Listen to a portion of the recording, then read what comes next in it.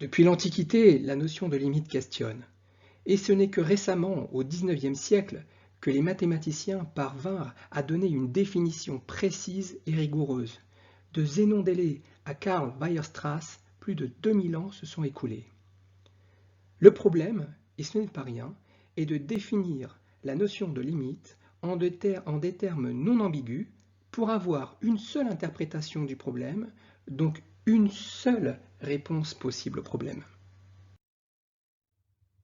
Si deux personnes ne sont pas d'accord sur la définition d'un terme, ils peuvent ne pas être d'accord et avoir tout de même tous les deux raison, car ils ont deux interprétations différentes du même problème. Le fait de bien définir permet d'être sûr que l'on parle de la même chose avec la même interprétation, qui doit être exempte d'ambiguïté et d'imprécision. Donc nous avons répondu à la question « Pourquoi définir une notion de limite ?» Nous allons maintenant répondre à la question « Comment définir la notion de limite à travers la limite d'une suite ?» Intéressons-nous au comportement à l'infini de cette suite UN. À l'infini, nous voyons que cette suite tantôt tend vers -2, tantôt tend vers 2. -2 et 2 sont appelés des points d'accumulation pour cette suite. Qu'est-ce qu'un point d'accumulation ? -2 est un point d'accumulation pour une suite si, pour tout intervalle ouvert centré autour de -2, il existe une infinité de termes de la suite dans l'intervalle ouvert centré autour de -2. -2 et 2 sont deux points d'accumulation de la suite. Une telle suite ne peut pas être définie comme convergente. Pour qu'une suite soit convergente, il faut et il suffit qu'elle admette un unique point d'accumulation. Et ceci nous entraîne vers la définition formelle suivante. Une suite UN est convergente vers un réel L si, pour tout epsilon positif, il existe un n0 tel que, pour tout n supérieur à n0, cela entraîne que valeur absolue de UN moins L soit inférieure ou égale à epsilon. UN moins L en valeur absolue plus petit qu'epsilon équivaut à dire que UN est dans l'intervalle L moins epsilon et L plus epsilon. Première remarque, le epsilon peut être aussi petit qu'on veut. Deuxième remarque, tous les termes de la suite sont dans cet intervalle à partir d'un certain rang. Grâce à cette définition-là, vous pouvez dire que la suite UN, à gauche, est divergente. Voilà, j'espère que cette définition vous permettra de développer votre intuition, ce qui vous permettra d'avoir accès à des exercices beaucoup plus complexes. Et j'espère que cette intuition-là vous aidera à résoudre des exercices qui vous semblaient peut-être très difficiles. Question. Montrez que la suite UN définie pour tout entier naturel n non nul par UN égale 1 sur n tend vers 0 à l'aide de la définition formelle suivante.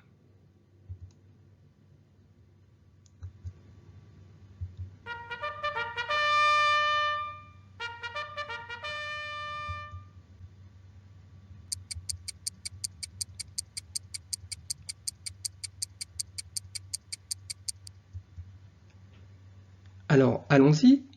On va adapter la définition qui est valable pour n'importe quelle suite et pour n'importe quel L à la suite UN égale 1 sur n et avec L égale 0. Donc il suffit de réécrire, pour tout epsilon positif, il existe un rang n0 à partir duquel, pour tout n supérieur à n0, alors cela implique que, en valeur absolue 1 sur n moins 0, c'est-à-dire valeur absolue de 1 sur n, est plus petit qu'epsilon.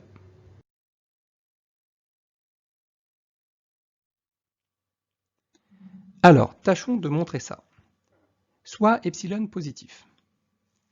On commence comme ça parce que dans la définition, il est écrit pour tout epsilon positif. Donc soit epsilon positif, même strictement positif.